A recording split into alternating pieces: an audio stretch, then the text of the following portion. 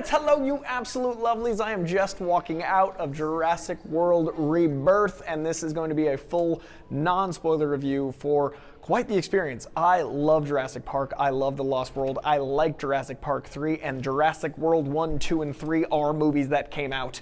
This, I think, is the best Jurassic World movie, which puts it to me right on par with, I'd say, Jurassic Park 3. This was a really good time. It was a really fun time. It is an absolute spectacle and experience, a riveting, thrilling, oh my God, white knuckle time. And I'm gonna dive on to that, but first, press the YouTube buttons, leave a like, leave a comment. Let's discuss the movie as it's coming out. This is out tomorrow everywhere, so you can see it for yourself very soon. I wanna have a discussion in the comments below about your experience, and also if you're watching this, subscribe. It's for fun. Join me on this journey. So this right here, Jurassic World Rebirth, is, I think, the most close to the experience of what it is to read the book, what it is to enjoy the films at their core, but it is with today's technology, and it's also like got the sequel thing where we've now experienced a ton of these. So I think the pros and con of doing a seventh film are you need escalation, you need to have things that, you know, ratchet things up, but it does a really good job finding the integrity of some of the things that made the first three so special.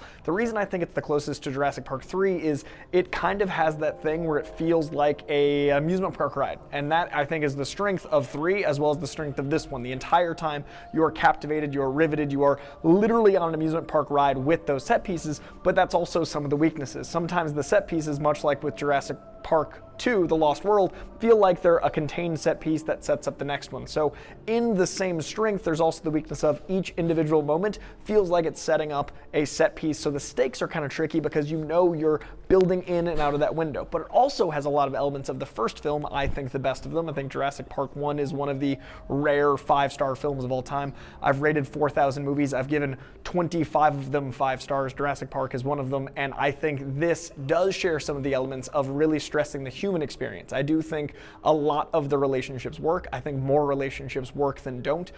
There's a lot of humanity here. There's a lot of like earnest, actual, credible relationships. Now, I do think this film, much like, you know, evolving a sequel to a 7th time, does suffer from trying to force a couple of those. I think there are a couple relationships that feel like they got punched up later on. I do think there's a few relationships that are like, we need this to feel like this, and they added a little to them that didn't always work, but more worked than didn't with the relationships, and that feels the most authentic of the Jurassic World. I think the thing that doesn't work for me with Jurassic World 1, 2, and 3 is the relationships, the human element. I think Chris Pratt by himself is great. I think bringing back the originals is great because we have that nostalgia and that reverence for them, but the actual relationships didn't work. More than half of the beats and relationship and those elements absolutely do work here, and then if you add to that the incredible thrill park ride of the experience of having the, you know, Jurassic Park 3 push, that really sings here. You add to that the actual special effects and all those things. Now, I say no spoilers because this is a movie that can be spoiled. If you know the Jurassic Park lore, if you know the world of Jurassic Park and what they've teased for a number of movies, that is a thing that I think is you know, utilized here. So try to avoid like third act spoilers because there is a bit of a mislead that does get paid off, and I do think that's like a really fun thing if you've been following this franchise since the 90s. But most of all, this is something that is the action adventure heart of like your Indiana Jones, your 80s and 90s summer blockbuster, something that does give you that that I want to see it in the theater over and over again with your friends kind of movie, and that's what I think they set out to make. I think Gareth Evans, of any of the directors, really loved the first film for the heart and integrity of it being a summer blockbuster. I think this is the most summer blockbuster of them since, I would even say, Lost World, maybe even more than Jurassic Park 3, because it does ride that fine line of balance. I think Scarlett Johansson is an incredible first lead. I think she's a really strong lead. She is in a few scenes that the emotional through line I was talking about where I was like, this feels a little like it was manipulated or attempted to be. I think Mahershala Ali, this shows how much we've missed out on having him in cinema because we haven't really had dudes since Green Book, and he got Oscars and then disappeared to not make Blade.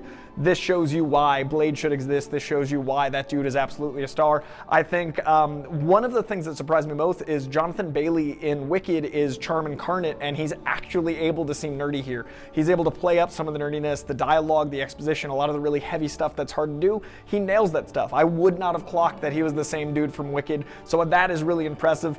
You know, smarmy rich guy is smarmy rich guy. The kids are adorable. The new dinosaur they bring in that plays the adorable element is awesome. I don't want to give anything away about Dolores, but Dolores is awesome. And you've got some dinosaurs that augment and supplement for certain standard issue dinosaurs that we know and love. Like I said, it has to evolve. It is a sequel. It is carrying things on. So you're going to see dinosaur that fill in certain modes and notes and things that get a different job here. So I think it is really wonderful that you get to have basically an evolution of even what the dinosaurs are serving the purpose of. And the actual structure of the film is really cool because you've got 3 different kind of settings they use really well with the different dinosaurs. And you get to feel like a kid that loves either water-based or land-based or air-based, and they really let you play with that as a fan of dinosaurs, but use it as a plot point. And I don't want to tell you how that works, but I do want to say that works really well if you're a fan of like adventure things, if you're a fan of theme parks, if you're a fan of dinosaurs. So I think I want the folks that don't know too much about the movie to get to play and get to explore and get to live that.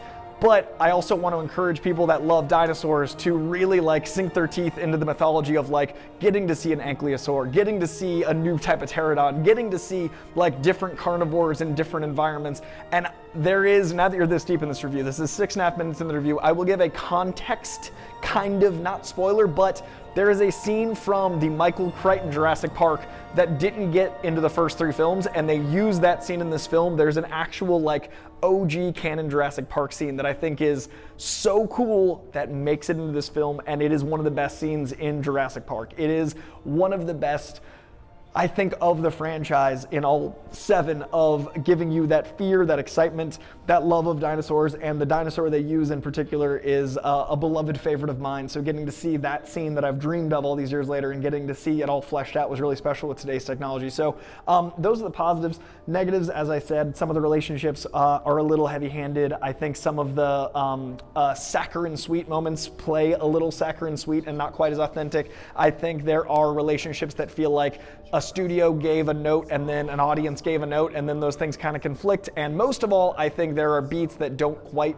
work in an emotional way that they then try to double down on, and it's like, let that thing go. But overall, we're talking like nice B+ here. This is 3.5 to 4 stars for me. This is probably not gonna make my top 10 of the year, but is likely to make my top 20 of the year. And Jurassic World has never made my top 20 of the year. This might be the first Jurassic World that I revere in any sort of way akin to the park. So the bar for world in quality is fairly low. This supersedes that while being an absolute blast. So I recommend this in theaters, and that feels really good to say. I didn't watch a lot of these trailers. Of the trailers, this was the least anticipated I was. I was going into this default excited because Jurassic, not trailer excited, and this did the thing, and I actually enjoyed it more than I expected. So please, let me know in the comments below if you are planning on seeing it, if you liked it as much as I ended up liking it, and please subscribe to my page. When we hit 50K, gonna do a 50 comment giveaway. Also, press like, press buttons, go see Jurassic Park, relive your childhood, enjoy some dinosaurs. It's so exciting. Let that music send you into the charm it sends me. All right, I appreciate each and every one of you. Go do something awesome. Bye.